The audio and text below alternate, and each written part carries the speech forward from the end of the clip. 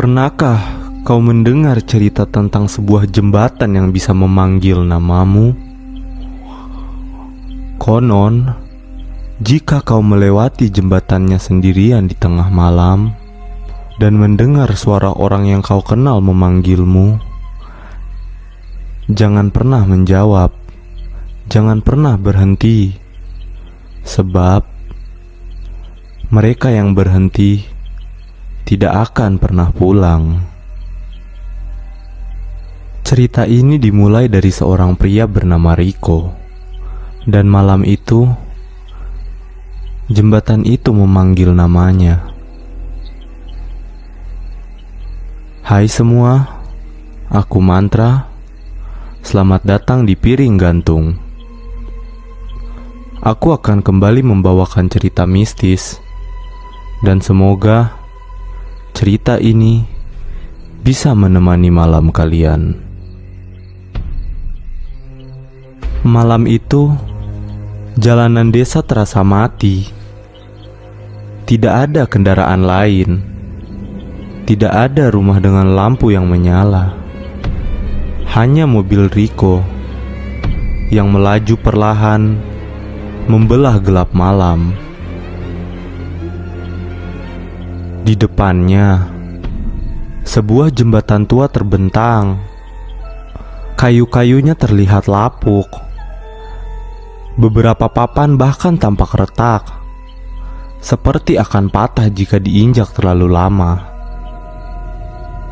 Orang-orang desa pernah berkata, jembatan itu tidak boleh dilewati setelah tengah malam. Rico melirik jam di dashboard mobilnya.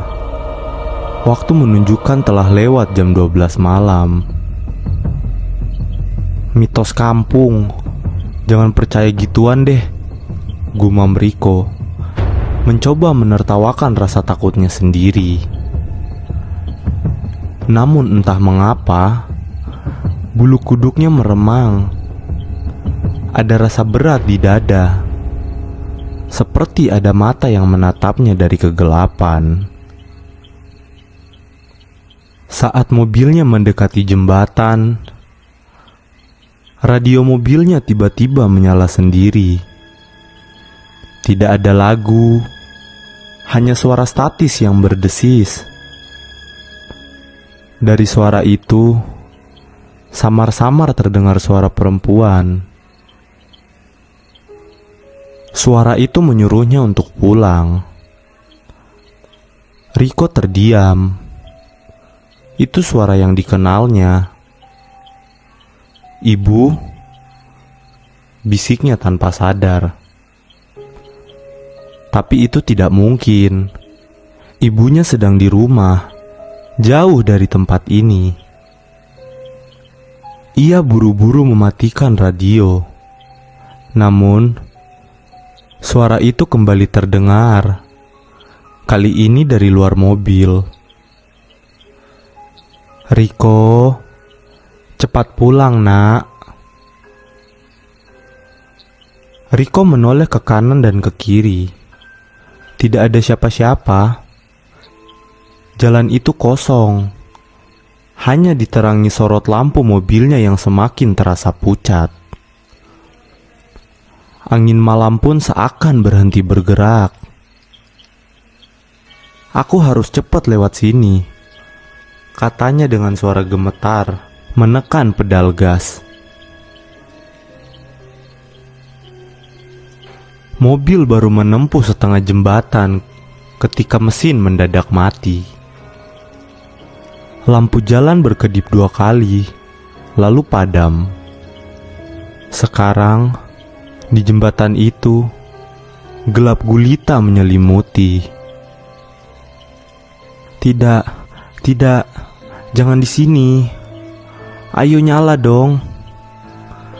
Rico memutar kunci starter, tapi sia-sia. Suara mesin hanya berputar tanpa hidup. Di ujung jembatan, dalam remang, berdiri sosok tinggi dan kurus. Rambutnya panjang terurai, menutupi wajah. Sosok itu tidak bergerak, hanya berdiri seperti bayangan hitam. Lalu perlahan sosok itu melambai. Riko merasakan darahnya turun ke kaki. Tangannya gemetar, berulang kali mencoba menyalakan mobil.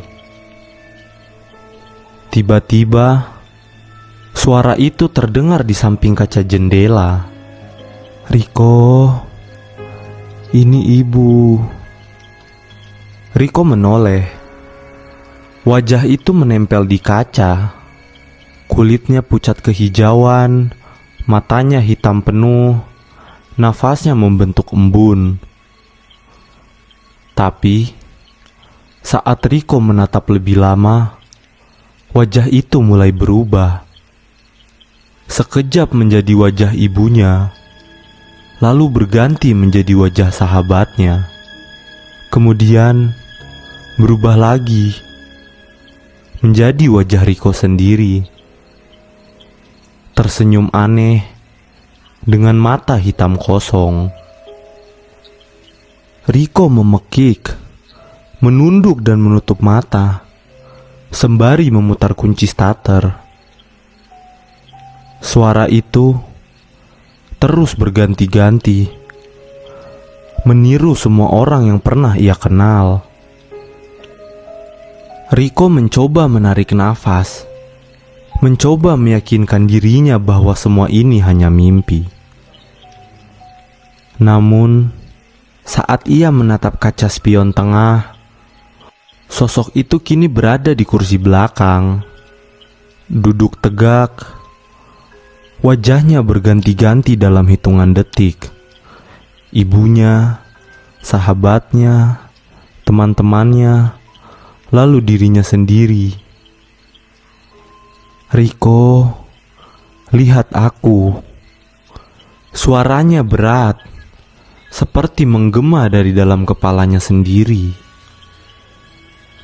Kaca mobil bergetar, retak kecil mulai menjalar. Dengan teriakan putus asa, Riko memutar kunci starter sekali lagi. Mobil menyala. Ia menancap gas sekuat tenaga. Mobil melompat maju. Namun, melalui kaca spion, ia melihat sosok itu masih duduk di kursi belakang. Sosok itu tersenyum, lalu perlahan berdiri dari kursi, membungkuk ke depan, hingga wajahnya nyaris menempel di pipi Riko.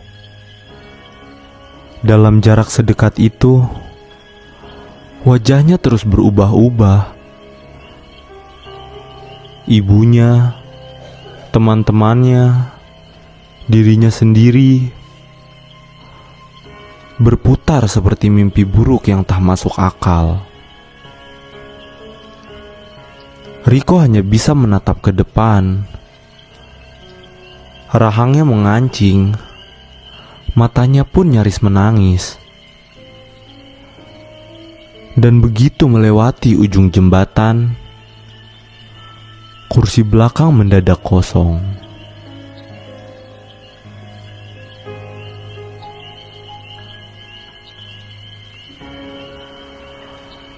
Pagi harinya, warga desa menemukan mobil Riko terparkir di tepi jalan. Pintu mobilnya terbuka, mesinnya mati, dan Riko hilang tanpa jejak. Di kaca samping, ada bekas embun berbentuk wajah. Seperti ada seseorang yang pernah menempelkan mukanya di sana. Sejak malam itu, orang-orang berkata dengan suara pelan, "Kalau kamu suatu malam melewati jembatan itu, dan kau mendengar suara orang yang kau kenal memanggil namamu, jangan jawab, jangan berhenti. Kalau kau berhenti, kau tidak akan pulang. Dan perlahan, cerita itu menjadi bisikan. Bisikan yang berubah menjadi legenda. Legenda tentang jembatan pemanggil.